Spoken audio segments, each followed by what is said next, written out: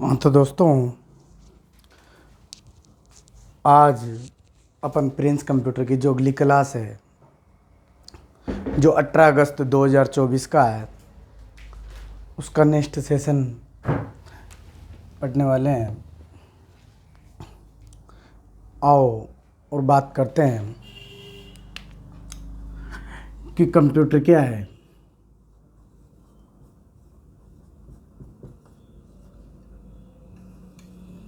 देखो, कंप्यूटर एक इलेक्ट्रॉनिक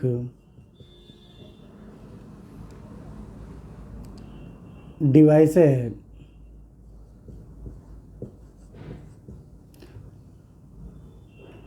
है जो डाटा की गणना करने के लिए काम में लिया जाता है। आगे बात करते हैं कि कंप्यूटर का वर्गीकरण। कंप्यूटर को सी मतलब कॉमन,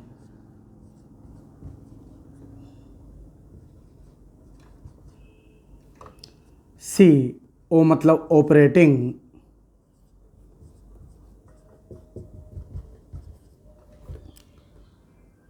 एम मतलब मशीन,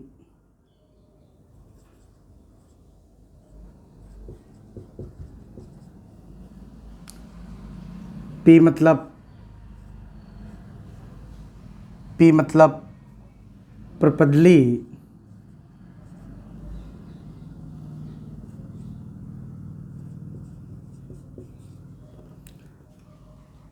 यू मतलब यूटिलिटी या यूज्ड,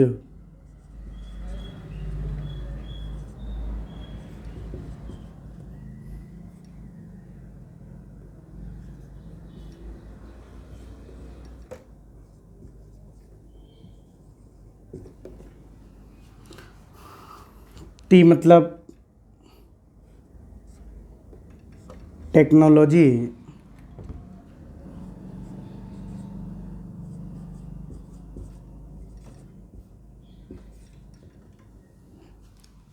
ई मतलब एजुकेशन,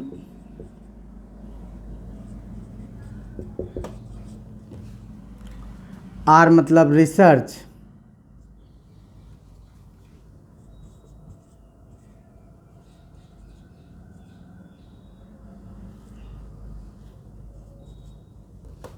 देखो कॉमन एक सामान्य सी बात है।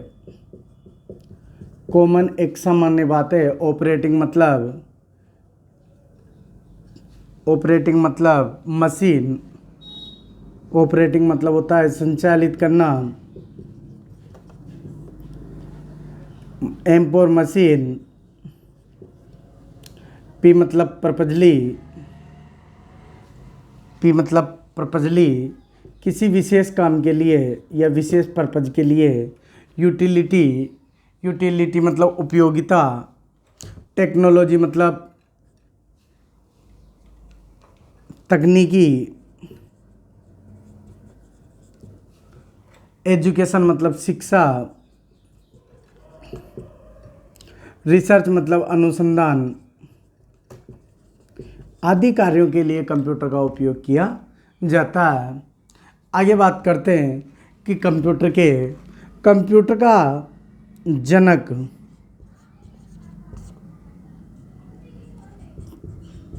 चार्ल्स बेबेज को माना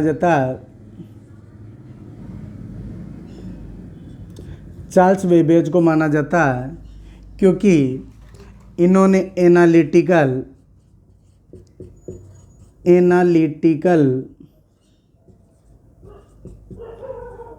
नामक इंजन का आविष्कार किया था। इसलिए चार्ल्स बेबेज को कंप्यूटर का जनक या पिता कहा जाता है।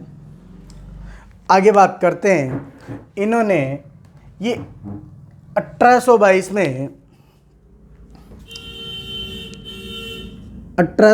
में सर्वप्रथम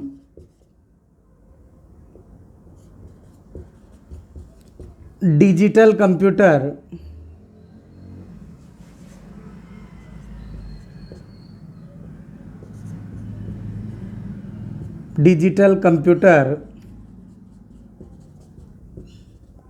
का आविष्कार किया था।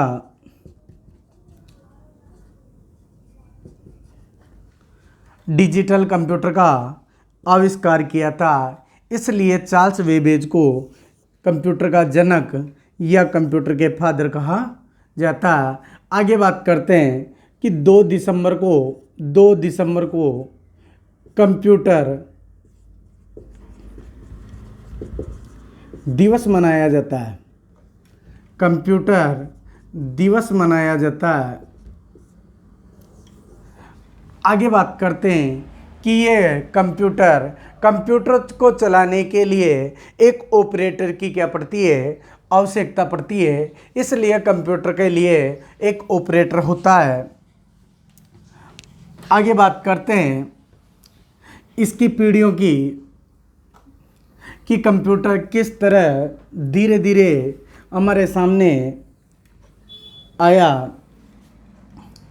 या फिर बात करते हैं कि कंप्यूटर के मेन पार्ट कितने होते हैं।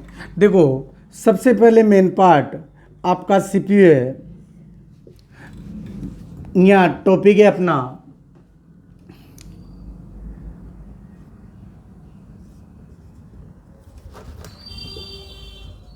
Main part of computer. Computer के मेन भाग, ये मेन भाग 4 होते हैं और बाकी जितने भी है वो सहायक भाग होते हैं। मेन है इसमें सीपीयू, दूसरा है मॉनिटर,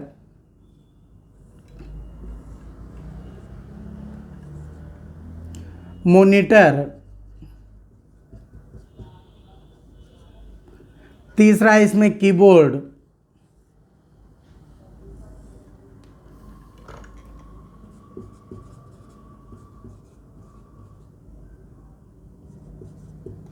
और जो चौथा बचा वो है आपका माउस।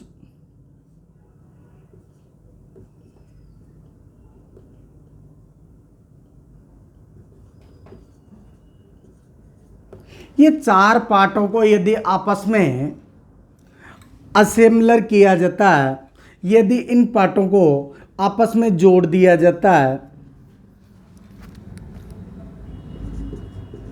सभी भागों को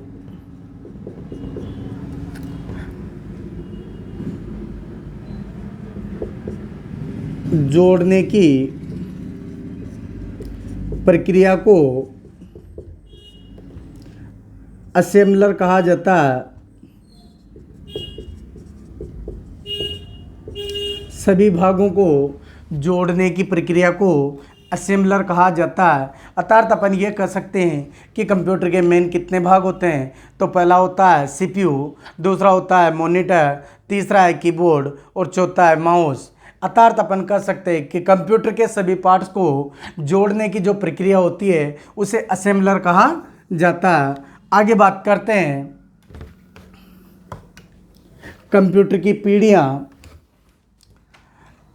कंप्यूटर की पीढ़ियाँ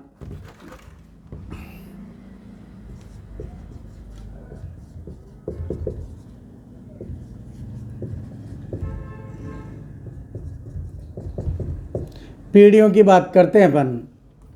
देखो, जैसे जैसे समय बीतता गया नए नए कंप्यूटरों का आयाम देखने को मिलता। आजकल ऐसा लगता है कि जैसे एक छोटी सी बटवे या पर्स के रूप में अपन कह सकते हैं, जो जेब में लेकर आज घूम सकते हैं। अर्थात अपन कह सकते हैं कि पहले के ज़माने में जो कंप्यूटर थे वो बहुत बड़े विशाल नुमा आकार के हुआ करते थे और उनकी प्रोसेसिंग भी तेज हुआ करती थी।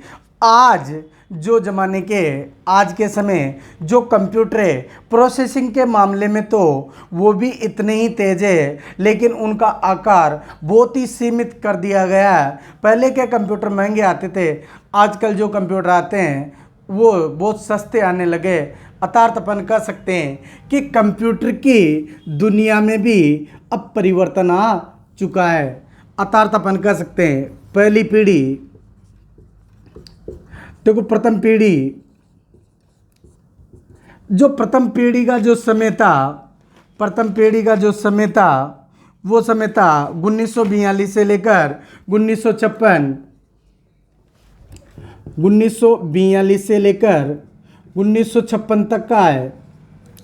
इसमें जिस कंपोनेंट का प्रयोग किया गया, पहली बात करते हैं इसमें कौन सा कंप्यूटर आया, तो इसमें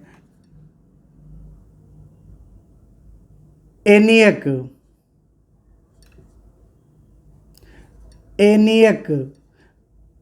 कंप्यूटर। देखो पहली पीढ़ी में जिस कंप्यूटर का आविष्कार हुआ वो कंप्यूटर कौन सा है, एनियक कंप्यूटर है। दूसरी बात करते हैं आगे कि इस पीढ़ी में कौन कौन से कंपोनेंट देखने को मिलते हैं।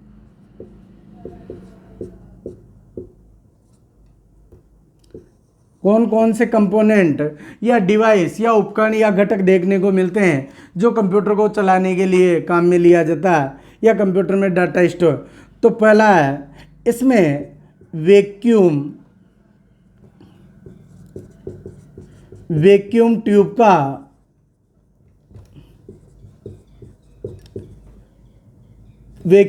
का प्रयोग किया गया।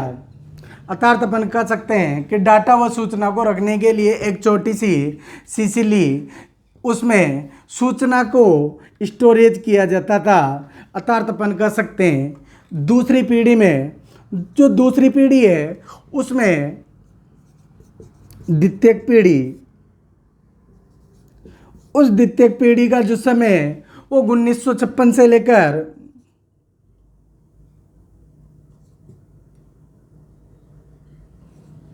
1965 तक है। 1956 से लेकर और 1965 तक है। आगे बात करते हैं कि ये समय रहा है किसका, द्वितीयक पीढ़ी का। द्वितीयक पीढ़ी में जो कंप्यूटर आया वो यूनिवेक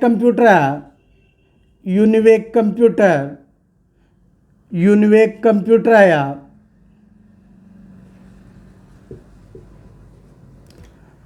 आगे बात करते हैं इसमें कौन कौन से कंपोनेंट। तो दूसरी पीढ़ी में जिस कंपोनेंट का प्रयोग किया गया उसे प्रोसेसर कहा जाता है।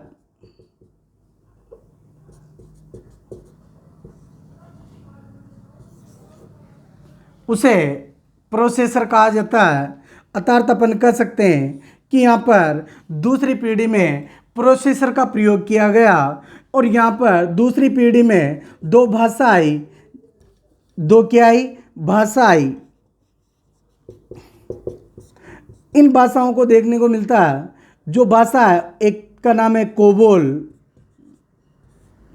और दूसरी का नाम है फोटोन।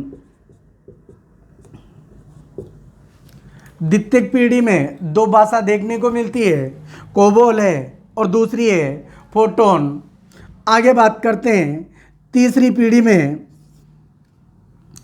तीसरी पीढ़ी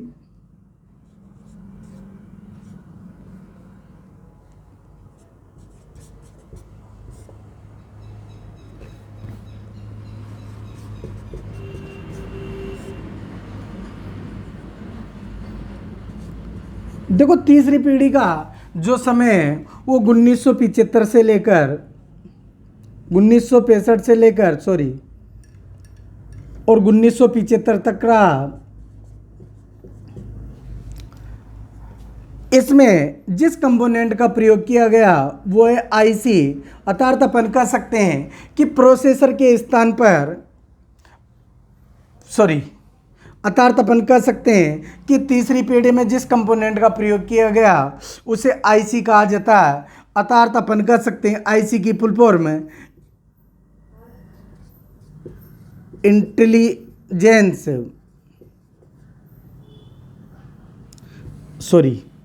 आईसी इंटीग्रेटेड सर्किट।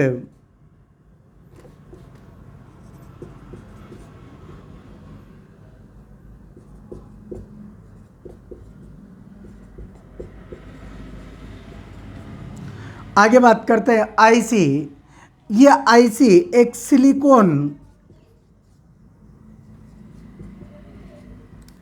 सिलिकॉन धातु की बनी होती है, जिसमें सूचना को स्टोरेज करने के लिए काम में लिया जाता है। आगे बात करते हैं तीसरी पीढ़ी के बाद चतुर्थ पीढ़ी की।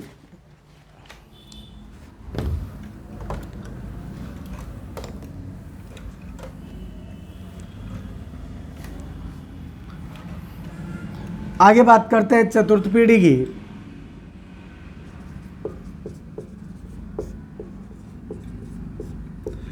चतुर्थ पीढ़ी में जिस कंपोनेंट का प्रयोग किया गया वो है VLSI।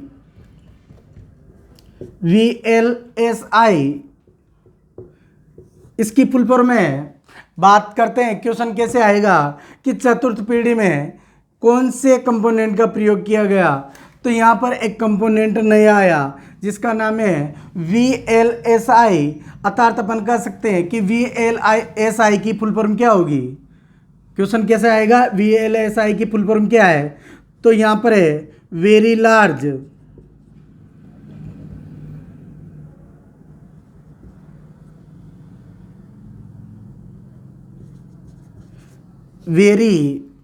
Large scale integrated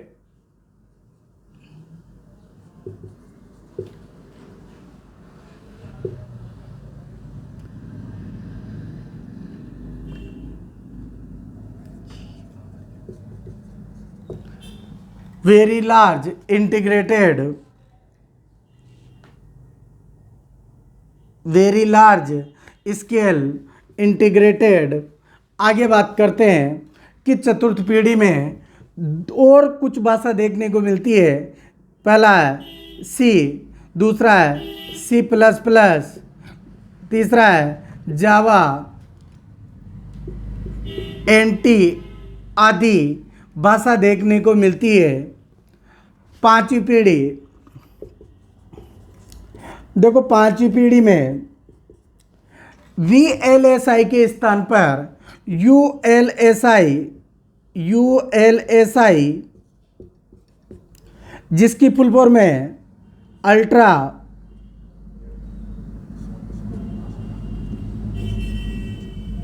large scale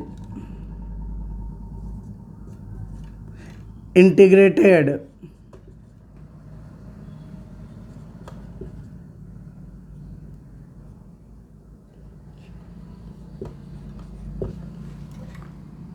आगे बात करते हैं कि पांचवी पीढ़ी तक वर्तमान में जो पीढ़ी चल रही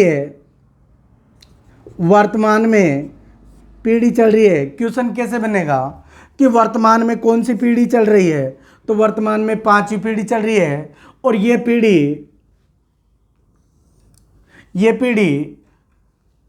चतुर्थ पीढ़ी का जो समय था वो 1975 से लेकर और 1988 तक था, और जो पांचवी पीढ़ी का समय है वो 1988 से लेकर वर्तमान तक है। अर्थात अपन ये कह सकते हैं कि वर्तमान में पांचवी पीढ़ी का समय चल रहा है। अर्थात अपन ये कह सकते हैं कि इस पांचवी पीढ़ी में अपन को नए नए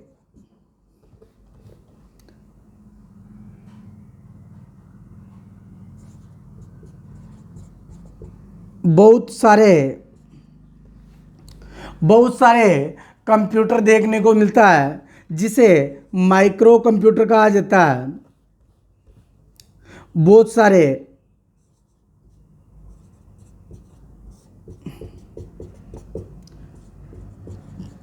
कंप्यूटर देखने को मिलते हैं जो माइक्रो कंप्यूटर की गिनती में गिने जाते हैं, जिन्हें माइक्रो कंप्यूटर की गिनती में गिने जाते हैं। अर्थात अपन ये कह सकते हैं कि पांचवी पीढ़ी तक यहाँ तक चौथी पीढ़ी में इनपुट और आउटपुट आ चुके थे। चतुर्थ पीढ़ी में आउटपुट पूर्ण रूप से आउटपुट प्रदान हो गए थे। और पांचवी पीढ़ी में हमें आगे बात करते हैं कि वो कौन कौन से कंप्यूटर है जो पांचवी पीढ़ी में। सबसे पहले डेस्कटॉप कंप्यूटर, सबसे पहले कौन सा? Desktop computer. दूसरा है लैपटॉप कंप्यूटर। तीसरा है टैबलेट कंप्यूटर। और चौथा है फैबलेट कंप्यूटर। पांचवा नोटबुक। दूसरा है अल्ट्राबुक। आगे बात करते हैं स्मार्टफोन।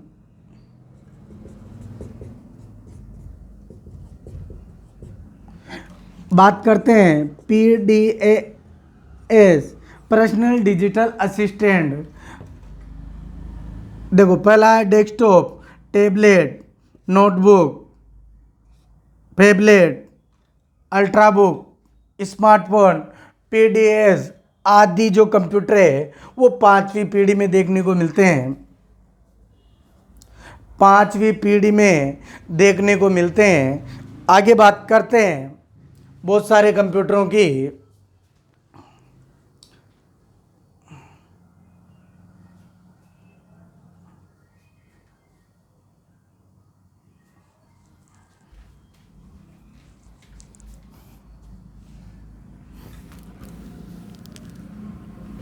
कंप्यूटर कितने प्रकार के होते हैं।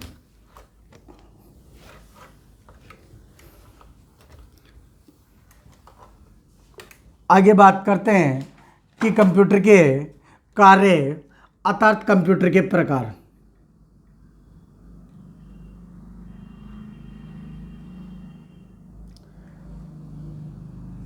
टॉपिक है टाइप ऑफ कंप्यूटर।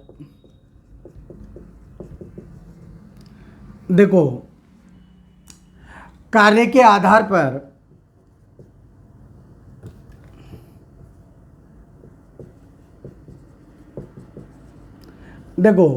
कंप्यूटर को कार्य के आधार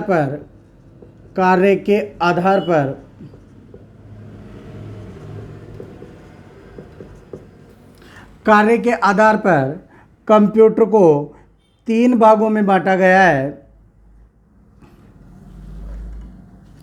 कार्य के आधार पर कंप्यूटरों को तीन भागों में बांटा गया है। पहला है एनालॉग कंप्यूटर।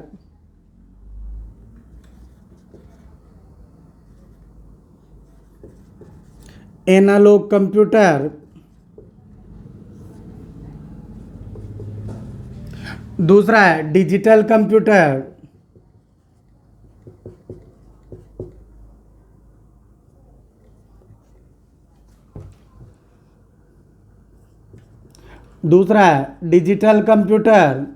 और तीसरा है हाइब्रिड कंप्यूटर।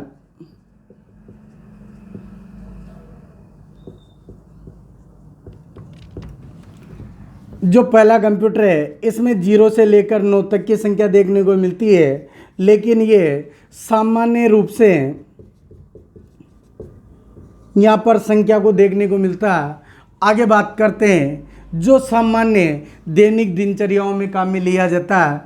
आगे बात करते हैं डिजिटल कंप्यूटर। इसमें भी 0 से लेकर 9 तक की संख्याओं का उपयोग किया जाता है, लेकिन यह डॉट के रूप में कार्य करता है। अर्थात अपन कह सकते हैं जैसे यदि आपको 2 लिखना है या 5 लिखना है तो इस तरह से आप क्या लिखोगे? 5। यदि 1 लिखना है तो आप इस तरीके से क्या करोगे, एक लिखोगे। और जिस मशीन में डॉट का उपयोग किया जाता है वहाँ पर डिजिटल कंप्यूटर का उपयोग किया जाता है। जिस मशीन में डॉट देखने को मिलता है वहाँ पर जिस मशीन में कंप्यूटर लगा होता है वो कंप्यूटर होता है डिजिटल कंप्यूटर। आगे देखते हैं डिजिटल कंप्यूटर का उपयोग कहाँ कहाँ किया जाता है।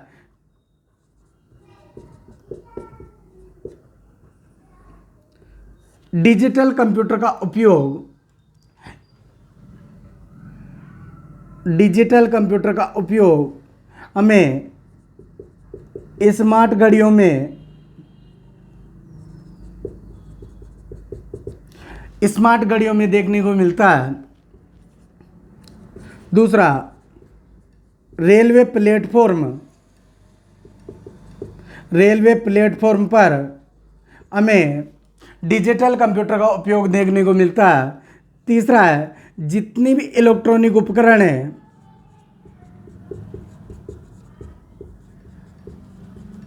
जितने भी इलेक्ट्रॉनिक उपकरण हैं उनमें हमें डिजिटल कंप्यूटर को देखने को मिलता है। आगे बात करते हैं, डिजिटल कंप्यूटर 4 भागों में बांटे गए हैं। डिजिटल कंप्यूटर को प्रदर्शन के आधार पर, प्रदर्शन,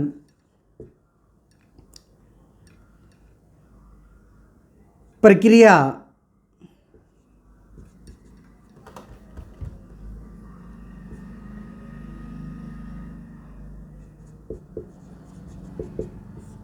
स्टोरेज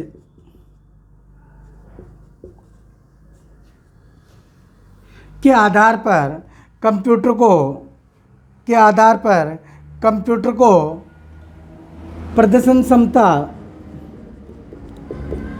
प्रक्रिया व स्टोरेज के आधार पर कंप्यूटर को 4 भागों में बांटा गया है। स्टोरेज की बात करते हैं, संग्रहण। आगे बात करते हैं कि डिजिटल कंप्यूटर को 4 भागों में बांटा गया है। अर्थात अपन ये कह सकते हैं कि टाइप ऑफ कंप्यूटर, कंप्यूटर के जो प्रकार है वैसे तो 3 हैं, लेकिन कार्य प्रदर्शन और स्टोरेज और संग्रहण इकाई के आधार पर कंप्यूटर को 4 भागों में बांटा गया है। पहला जो कंप्यूटर है वो है सुपर कंप्यूटर। पहला जो कंप्यूटर है वो है सुपर कंप्यूटर। पहला जो कंप्यूटर है वो है सुपर कंप्यूटर।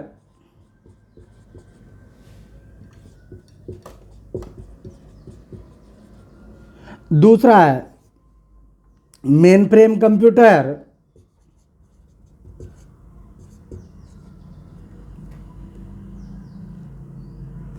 दूसरा है मेन फ्रेम कंप्यूटर।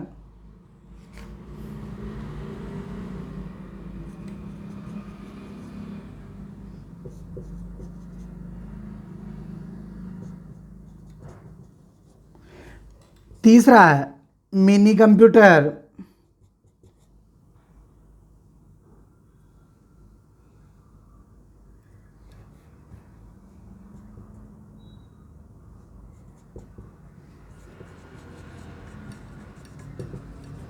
और चौथा है माइक्रो कंप्यूटर।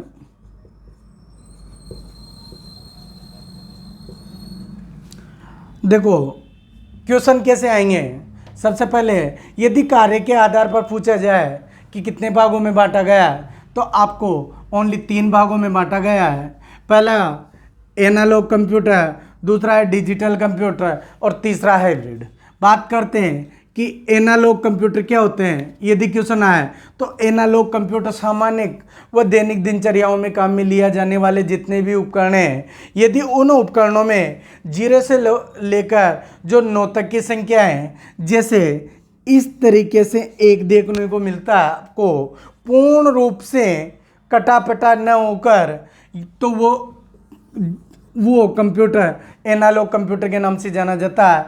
यदि दूसरे वाले कंप्यूटर में यदि आपको डॉट के रूप में दिखता है तो वहाँ पर डिजिटल कंप्यूटर का उपयोग किया जाता है, जिसमें 0 से लेकर 9 तक की संख्या तो होती है, लेकिन जो संख्या लिखी जाती है वो डॉट के रूप में कार्य कर सकते हैं। अर्थात अपन कह सकते हैं कि जिस अंक को लिखने के लिए एक सीरीज का प्रयोग किया जाता है, सीरियल का प्रयोग किया जाता है, वहाँ सीरियल का प्रयोग न करके वहाँ पर डॉट के रूप में संख्या का चयन किया जाता है।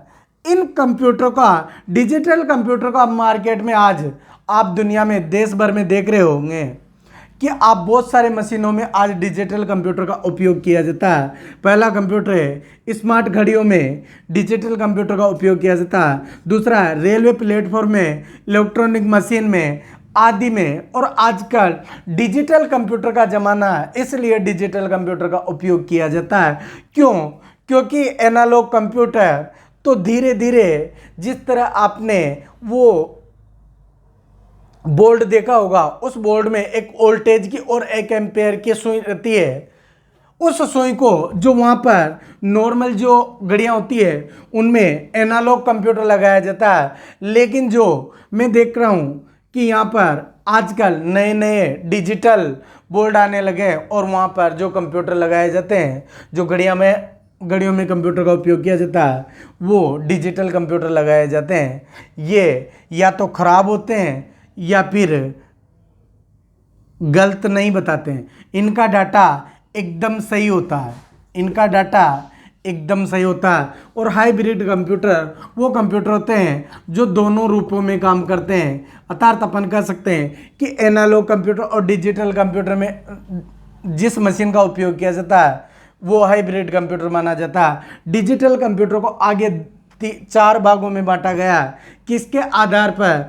कि प्रदर्शन के आधार पर, प्रक्रिया के आधार पर, स्टोरेज के आधार पर।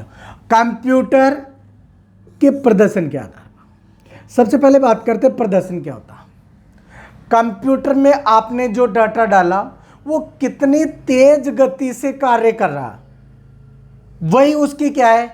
प्रदर्शन क्षमता। जो काम करने की जो क्षमता होती है, जो प्रक्रिया होती है, उसी के आधार पर कंप्यूटर को 4 भागों में बांटा गया है। दूसरी बात करते हैं स्टोरेज के आधार पर। जिस कंप्यूटर की स्टोरेज काफ़ी ज़्यादा होगी वहाँ पर कंप्यूटर बहुत ही अच्छी और तेज गति से कार्य करेगा। और इसमें सबसे ज़्यादा यदि बड़ी मेमोरी होगी तो वो अपने डाटा को कॉम्पैक्ट ढंग से रख सकती है, ताकि आगे चलकर अपन उस डाटा को सही तरीके से वापस प्राप्त कर सकते हैं। इसके आधार पर कंप्यूटर को 4 भागों में बांटा गया है। पहला कंप्यूटर सुपर कंप्यूटर, दूसरा है मेन फ्रेम, तीसरा है मिनी और चौथा है माइक्रो। आगे बात करते हैं एक एक कंप्यूटर की।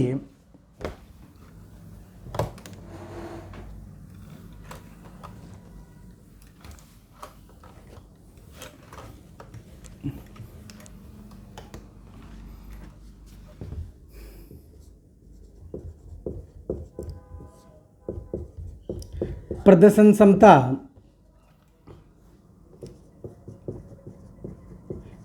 स्टोरेज, प्रदर्शन क्षमता और स्टोरेज के आधार पर कंप्यूटर को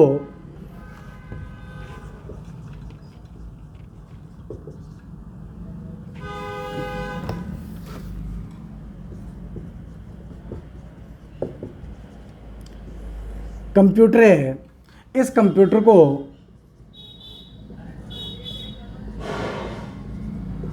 प्रदर्शन क्षमता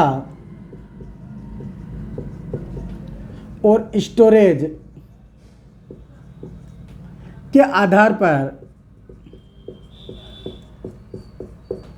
कंप्यूटर को 4 भागों में बांटा गया है।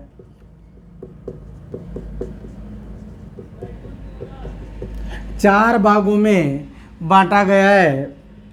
पहला है सुपर कंप्यूटर,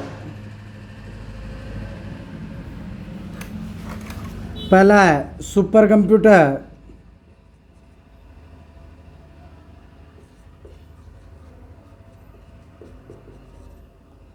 देखो सुपर कंप्यूटर का उपयोग कहाँ कहाँ किया जाता है? सुपर कंप्यूटर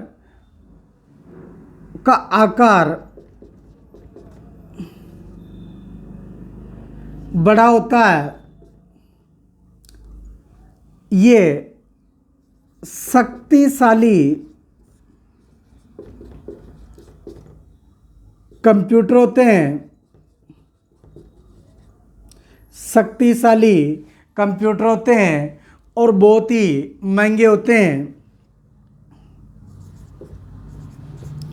बहुत महंगे होते हैं।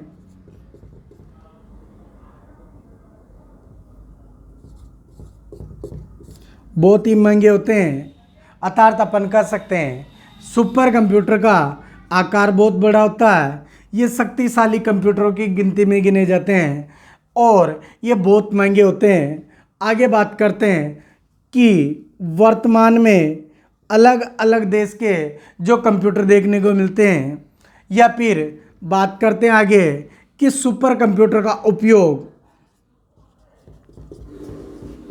सुपर कंप्यूटर का उपयोग कहाँ कहाँ किया जाता है। सुपर कंप्यूटर का उपयोग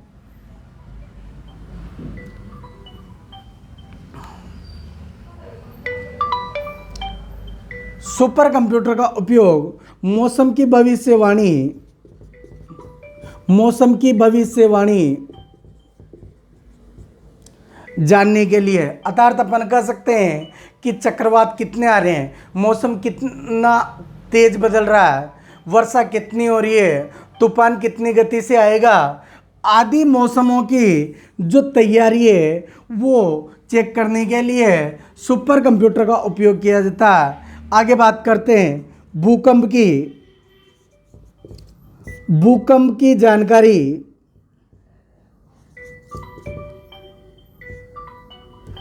भूकंप की जानकारी प्राप्त करने के लिए सुपर कंप्यूटर का इस्तेमाल किया जाता है। आगे बात करते हैं खनिज विभाग में, आगे बात करते हैं संचार में,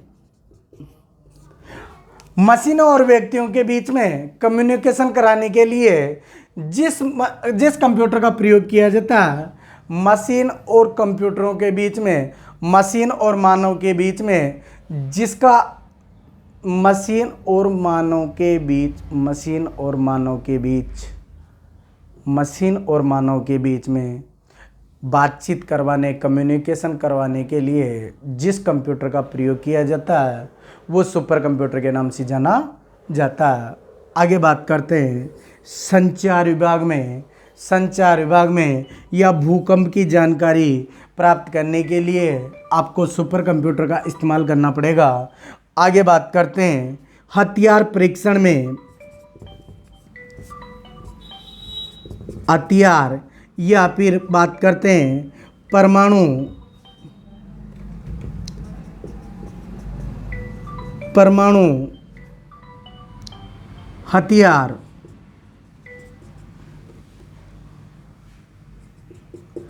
देखो जिस तरह आप हथियार ले जाते हो और उनकी जांच होती है, जांच करने के लिए जिस मशीन में प्रयोग किया जाता है वो सुपर कंप्यूटर है। आगे बात करते हैं परमाणु परीक्षण,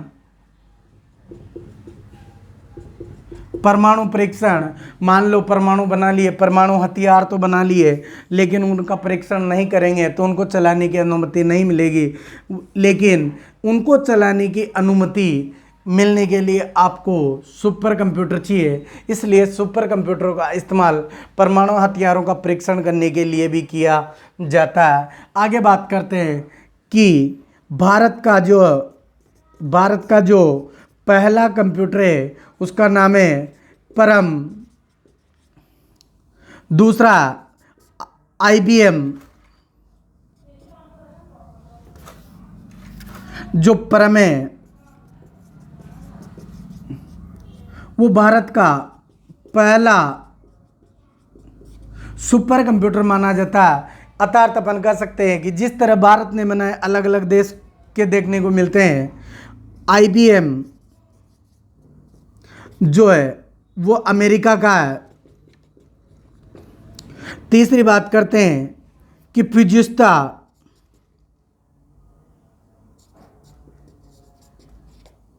फ्यूजिस्ता के कंप्यूटर है, ये जापान का है। देखो क्वेश्चन कैसे आएंगे, क्वेश्चन बात करते हैं। सुपर कंप्यूटर का आकार कैसा होता है, बड़ा। सुपर कंप्यूटर कैसे होते हैं, शक्तिशाली कंप्यूटर होते हैं। और सुपर कंप्यूटर बहुत ही महंगे कंप्यूटर होते हैं। सुपर कंप्यूटर का इस्तेमाल कहाँ कहाँ किया जाता है, मौसम की भविष्यवाणी जांच करने के लिए।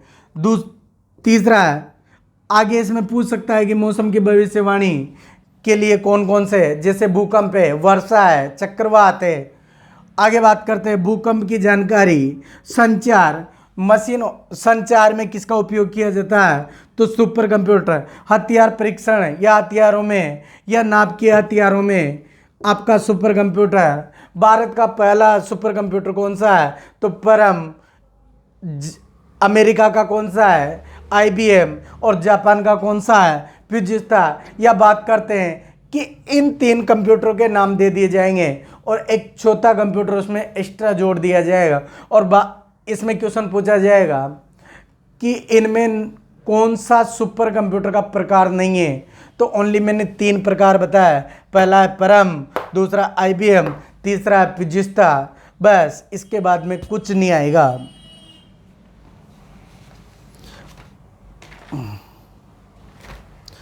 आगे बात करते हैं मेन फ्रेम कंप्यूटर की।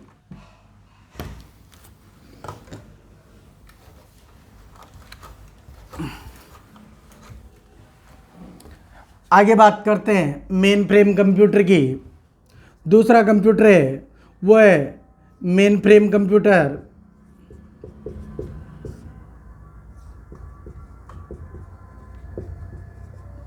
Main frame computer super computer जैसे ही होते हैं, लेकिन ये शक्तिशाली कंप्यूटरों की गिनती में नहीं गिने जाते हैं।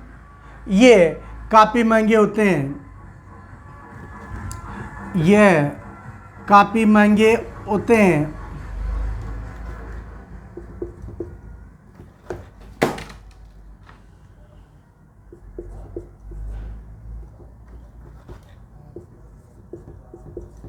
यह काफ़ी महंगे होते हैं।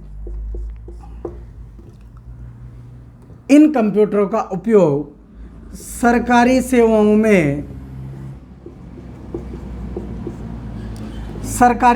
में किया जाता है। अर्थात अपन कह सकते हैं स्कूलों में, विश्वविद्यालयों में, अस्पतालों में, अस्पताल प्रबंधन में, कॉलेजों में, डाकघर में, लाइब्रेरी में, जहाँ जहाँ जितने भी है, बैंकों, LIC आदि में इन मेन फ्रेम कंप्यूटर का उपयोग किया जाता है।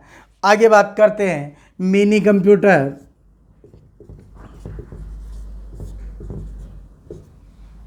मिनी कंप्यूटर का उपयोग, देखो ये कंप्यूटर माइक्रो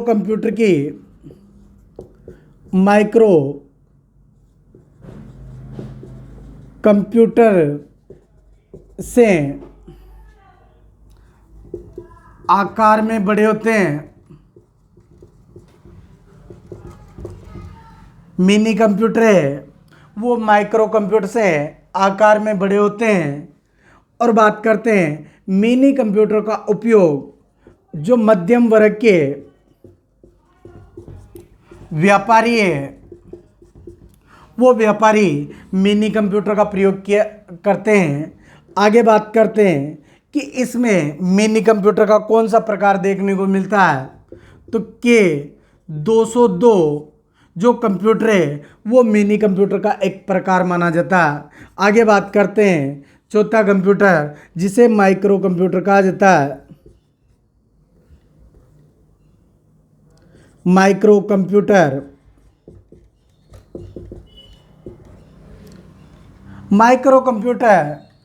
मिनी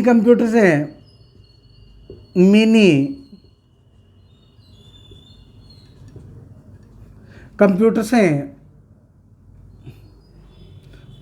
छोटे होते हैं। अर्थात इन कंप्यूटरों का उपयोग यातायात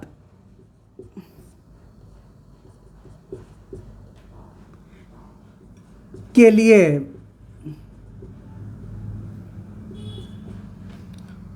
बहुत लाभदायक माना जाता है।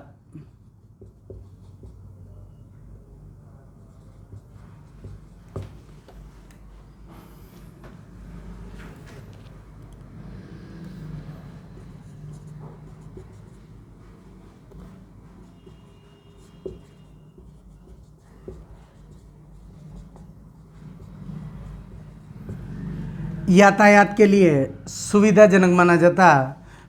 आगे बात करते हैं दैनिक दिनचर्याओं में जिस कंप्यूटर का इस्तेमाल होता है वो माइक्रो कंप्यूटर है। अस्पताल प्रबंधन में जिस कंप्यूटर का उपयोग होता है वो माइक्रो कंप्यूटर का होता है। आगे बात करते हैं सोशल नेटवर्किंग में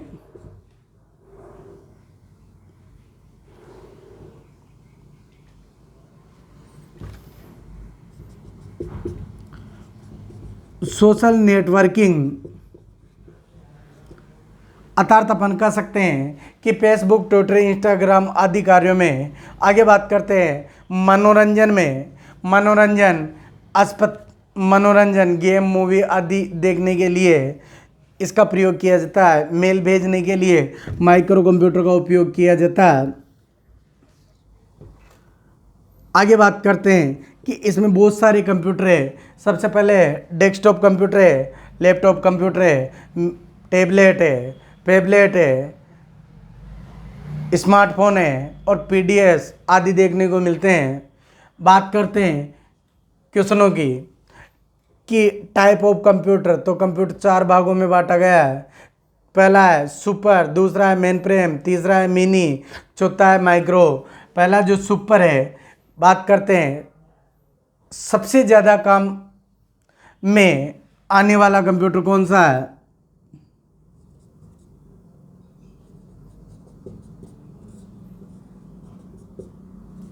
सबसे ज़्यादा प्रयोग, क्वेश्चन कैसे आएंगे, सबसे ज़्यादा प्रयोग होने वाला कंप्यूटर है। देखो आजकल आप देख के बताओ, समझ के बताओ कि आजकल दुनिया में सबसे ज़्यादा उपयोग कौन से कंप्यूटर का होता है। तो माइक्रो कंप्यूटर के अंदर एक स्मार्टफोन है और उस स्मार्टफोन, दुनिया में ऐसा कोई व्यक्ति नहीं होगा जिसके पास मोबाइल नहीं होगा। अर्थात मोबाइल का उपयोग आज दुनिया के हर कोने में बैठने वाला व्यक्ति या रहने वाला व्यक्ति, दुनिया के किसी भी कोने में रहने वाला व्यक्ति आजकल बिना कंप्यूटर के, बिना मोबाइल के नहीं रह सकता। अर्थात अपन कह सकते हैं कि माइक्रो कंप्यूटर में जो स्मार्टफोन है उसमें सबसे ज़्यादा उपयोग माइक्रो कंप्यूटर का होता है। कहते हैं कि सबसे ज़्यादा प्रोसेसिंग और काफ़ी ज़्यादा स्टोरेज वाली फाइलों का उपयोग कौन करता है, तो वो करता है सुपर कंप्यूटर। अर्थात अपन कह सकते हैं सुपर कंप्यूटर का उपयोग शक्तिशाली कार्यों के लिए काम में लिया जाता है, इसलिए उसे शक्तिशाली कंप्यूटर की गिनती में गिना जाता है। यात्रा के दौरान आप किसी भी कंप्यूटर का उपयोग नहीं ले सकते, ओनली माइक्रो कंप्यूटर। क्वेश्चन आता है ये कंप्यूटर है और आप मोबाइल की बात करते हो, क्योंकि जो आपका स्मार्टफोन है ये माइक्रो कंप्यूटर की गिनती में गिने जाते हैं। अर्थात यहाँ पर क्वेश्चन ये आ जाए कि इनमें से कौन कौन से कंप्यूटर है जो कंप्यूटर के प्रकार है, तो 4 प्रकार मैंने पढ़ा है। पहला है सुपर, दूसरा है मेन फ्रेम, तीसरा है मिनी और चौथा है माइक्रो। यहाँ ये जो क्वेश्चन आ जाए कि सुपर कंप्यूटर, मेन फ्रेम,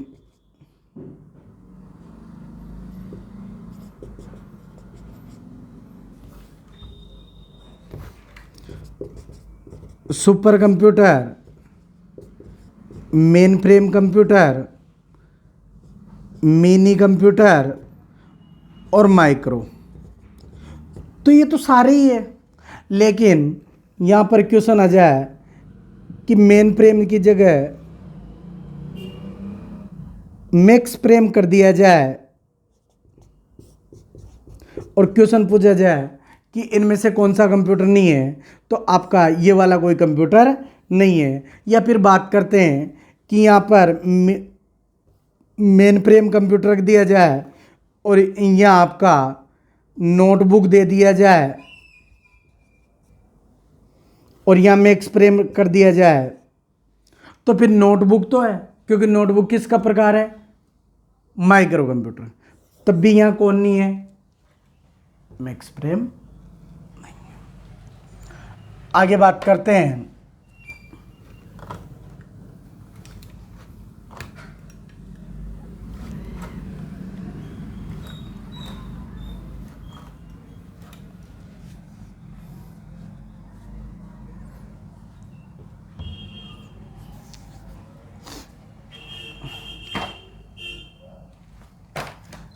बात करते हैं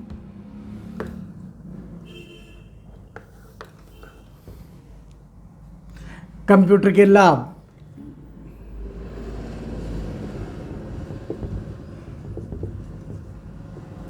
कंप्यूटर के लाभ, देखो कंप्यूटर के लाभों के बारे में कैसे, क्योंकि कंप्यूटर एक मुख्य मशीन है। कंप्यूटर क्या है? एक मुख्य मशीन है, वो कुछ नहीं कर सकती। उसको चलाने के लिए एक ऑपरेटर की क्या पड़ती है? आवश्यकता पड़ती है। जैसा हम डाटा डालेंगे वैसे ही कंप्यूटर आउटपुट देगा। अर्थात अपन ये कह सकते हैं कि कंप्यूटर के वो कौन कौन से लाभ है जिनके बारे में अपन को पढ़ना है। पहला है स्पीड, जिसे गति कह सकते हैं। अर्थात यदि हमारे कंप्यूटर की गति तेज रहेगी तो हमें फायदा होगा। अर्थात अपन कह सकते हैं कि बड़ी फाइलों को, डाटा को यदि हमारे कंप्यूटर के, देखो कंप्यूटर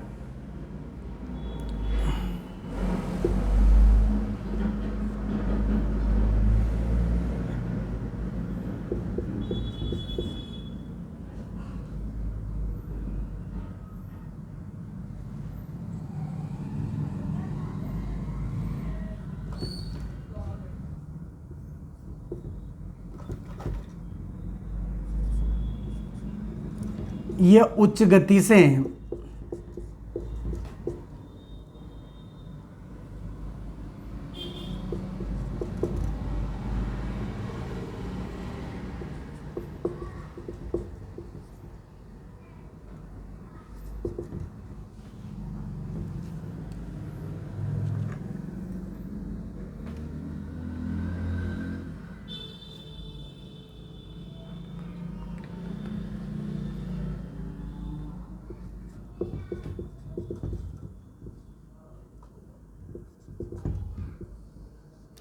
ये उच्च गति से डाटा प्रोसेस करता है।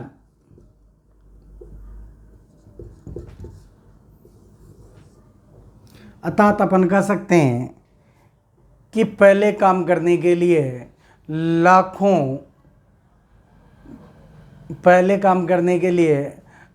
हमें किसी बड़े काम को करने के लिए लाखों घंटे लग जाते थे। आज कंप्यूटर के माध्यम से उसी काम को करने के लिए अपन को कुछ ही सेकंडों में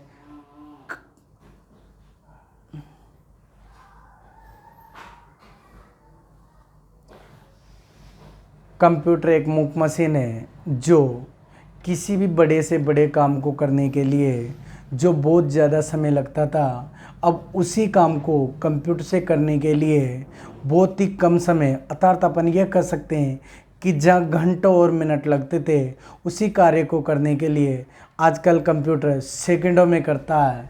अर्थात उसकी गति के अनुसार, क्योंकि उसकी तेज गति है।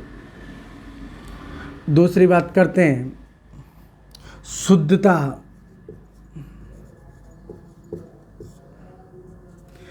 तीसरी बात करते हैं उच्च सहन क्षमता।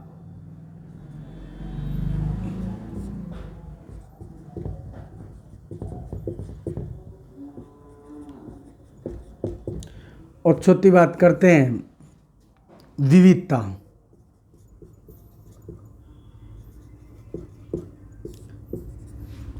देखो स्पीड, कंप्यूटर बहुत ही उच्च गति पर डाटा प्रोसेस करता है। अर्थात अपन कह सकते हैं कि जहाँ पर घंटों और मिनटों में जो कार्य होता था, आज कंप्यूटर के माध्यम से आप उस डाटा को कुछ ही सेकंडों में कर सकते हो। अर्थात अपन कह सकते हैं कि बहुत बड़े डाटा को कुछ ही समय को करने के लिए कंप्यूटर का उपयोग किया जाता है। तो ये भी एक लाभ है कि उसकी गति यदि कम होती तो वहाँ पर डाटा धीरे धीरे काम करता। इसलिए कंप्यूटर की गति बहुत तेज़ होती है और तेज़ गति होने के कारण वो डाटा को कुछ ही समय में कर पाता है।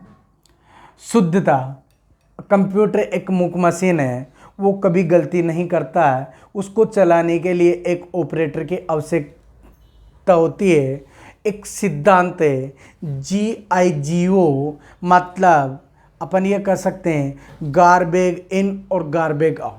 मतलब जैसा कंप्यूटर के अंदर डाटा डालोगे, इनपुट करोगे, आप प्रोसेस करने के बाद परिणाम भी वही लोगे जिस तरह आपने डाटा डाला।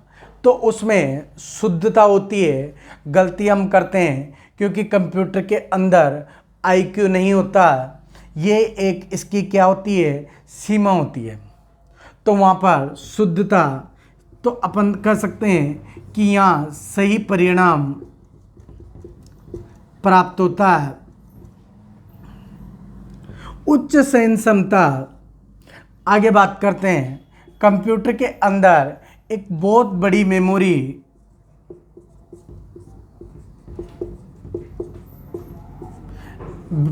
मेमोरी होती है जो डाटा स्टोरेज के लिए काम में ली जाती है। अर्थात अपन ये कह सकते हैं कि हम कंप्यूटर के अंदर हमारे बहुत बड़े डाटा को कॉम्पैक्ट ढंग से स्टोरेज कर सकते हैं, ताकि जब हमारे आगे चलकर कभी काम आए तो हम यहाँ से डाटा प्राप्त कर सकते हैं। विविधता में एक विविधता, कंप्यूटर के माध्यम से आप बहुत सारे लाभ प्राप्त कर सकते हो, जैसे पत्र तैयार करना, दैनिक दिनचर्या में काम लेना, स्लाइड शो बनाना, वर्ड चलाना। यदि आप शिक्षा के क्षेत्र में कर रहे हो तो कंप्यूटर का उपयोग तो आप स्मार्ट क्लास में ले सकते हो। आप बहुत सारे कंप्यूटर है, ईमेल चला सकते हो, फेसबुक है, ट्विटर है, संसाधन में, एजुकेशन के क्षेत्रों में आप बहुत सारे काम में कंप्यूटर का लाभ ले सकते हो। एक सीमा होती है कंप्यूटर की सीमा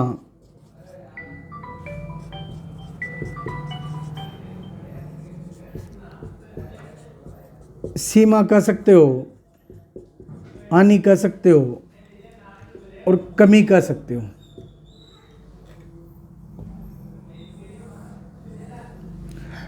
कंप्यूटर के अंदर IQ नहीं होता है। कंप्यूटर के अंदर एक IQ नहीं होता है। IQ की फुल फॉर्म होती है इंटेलिजेंस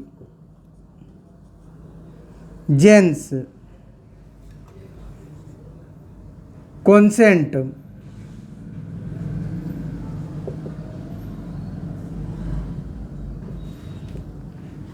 इंटेलिजेंस क्वोशिएंट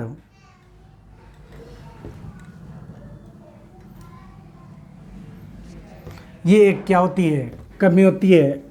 आगे बात करते हैं कंप्यूटर का उपयोग।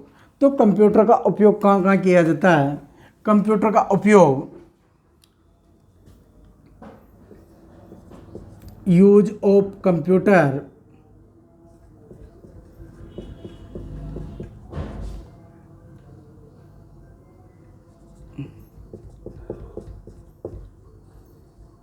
देखो, कंप्यूटर का उपयोग कहाँ कहाँ किया जाता है। सबसे पहले जानकारी मिलती है कि कंप्यूटर का उपयोग घरों में किया जाता है।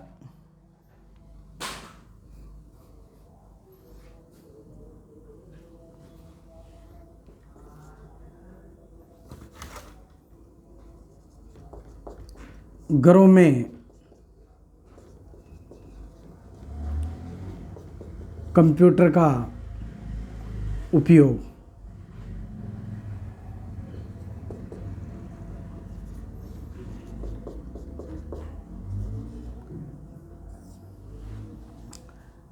दूसरा है शिक्षा के क्षेत्र में।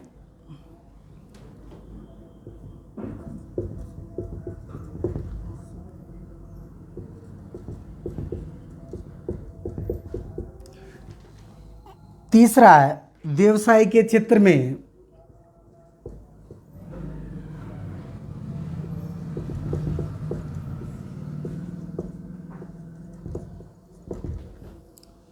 पहला है शिक्षा के क्षेत्र में। देखो, सबसे पहले स्कूली बच्चों का होमवर्क करना, स्कूली बच्चों का होमवर्क करने के लिए आपको उसके स्लाइड शो बना सकते हो, पावर पॉइंट में स्लाइड शो बना सकते हो। दूसरा है वर्ड में एक पेज बना सकते हो, वर्ड में एक पीडीएफ बना सकते हो, यहाँ तक कि आप एक्सेल की शीट तैयार कर सकते हो, एक वर्कबुक तैयार कर सकते हो, यहाँ तक कि आप उसके नोट्स बना सकते हो, पत्रक तैयार कर सकते हो।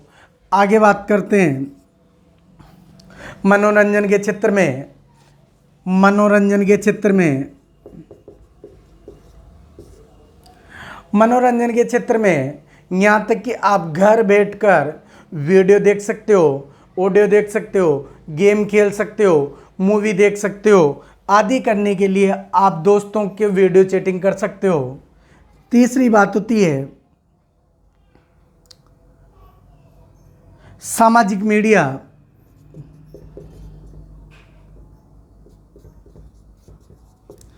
सामाजिक मीडिया का मतलब होता है सोशल, समाज से मतलब होता है कि समाज में हम व्यक्ति रहते हैं। समाज उसे कहते हैं जिसमें चाचा चाची, ताऊ ते, मामा मामी सब रहते हैं।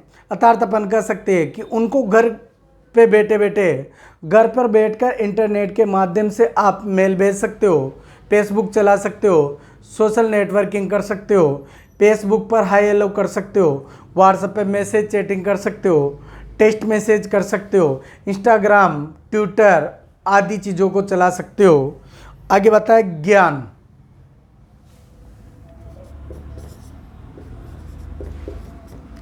ज्ञान क्या होता है? इंटरनेट। आज कंप्यूटर में इंटरनेट चलाकर आप बहुत सारे ज्ञान को अर्जित कर सकते हो, यहाँ तक कि बहुत सारी ऑनलाइन आप ज्ञान प्राप्त कर सकते हो, अपने कंटेंट शेयर कर सकते हो और कंटेंट प्राप्त कर सकते हो। अपने दोस्तों को हमारी प्रॉब्लम के बारे में शेयर कर सकते हो और वहाँ से उन दोस्तों के साथ में जुड़कर और उनसे हमारे टॉपिक के बारे में कंटेंट प्राप्त भी कर सकते हो। आगे बात करते हैं शिक्षा के क्षेत्र में। शिक्षा के क्षेत्र में भी आप एक स्मार्ट क्लास बना सकते हो। स्मार्ट क्लास उसे कहेंगे, उसे नहीं कहेंगे बहुत सारे कंप्यूटर के। स्मार्ट क्लास वो होती है जिसमें आपके कंप्यूटर के अंदर एक इंटरनेट की ऑनलाइन जाने की सुविधा हो, इंटरनेट हो, ताकि उस इंटरनेट के माध्यम से हम एक कंप्यूटर से बहुत सारे कंप्यूटरों तक जुड़ सकते हैं, या एक यूजर से बहुत सारे यूजर तक हम प्राप्त कर सकते हैं, ताकि उन लोगों को हमारी जो जानकारी है, हमारी प्रॉब्लम होती है, हमारा विषय होता है, उस टॉपिक के बारे में हम घर पर बैठकर उस विषय के बारे में चर्चा कर सकते हैं। आगे बात करते हैं स्मार्ट क्लास के बाद में ऑनलाइन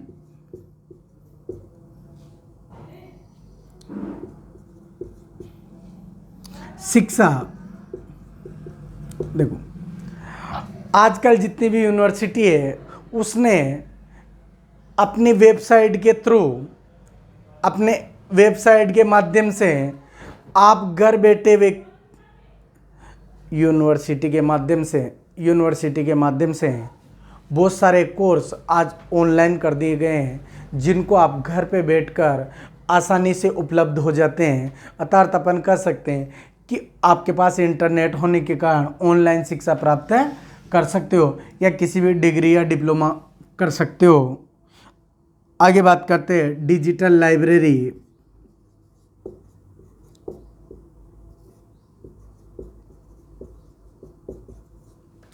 डिजिटल लाइब्रेरी अर्थात अपन कह सकते हैं कि ऑनलाइन आप घर पर बैठकर पढ़ सकते हो। आगे बात करते हैं अनुसंधान। आप घर पर बैठकर कुछ भी टॉपिक के बारे में, कुछ भी विषय के बारे में अनुसंधान कर सकते हो। आगे बात करते हैं व्यवसाय।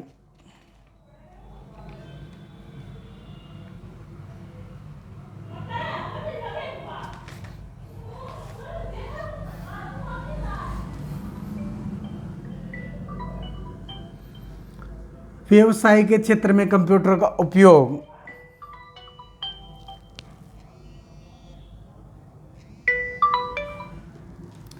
संचार में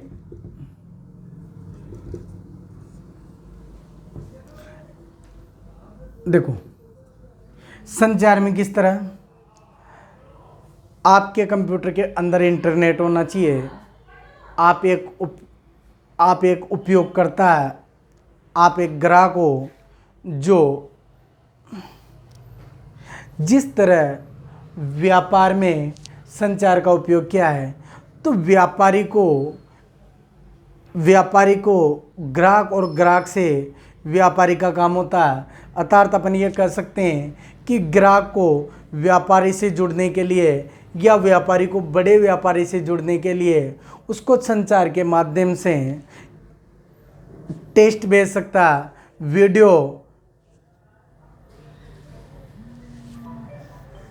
वीडियो ऑनलाइन बात करके वहाँ से आप बातचीत कर सकते हो।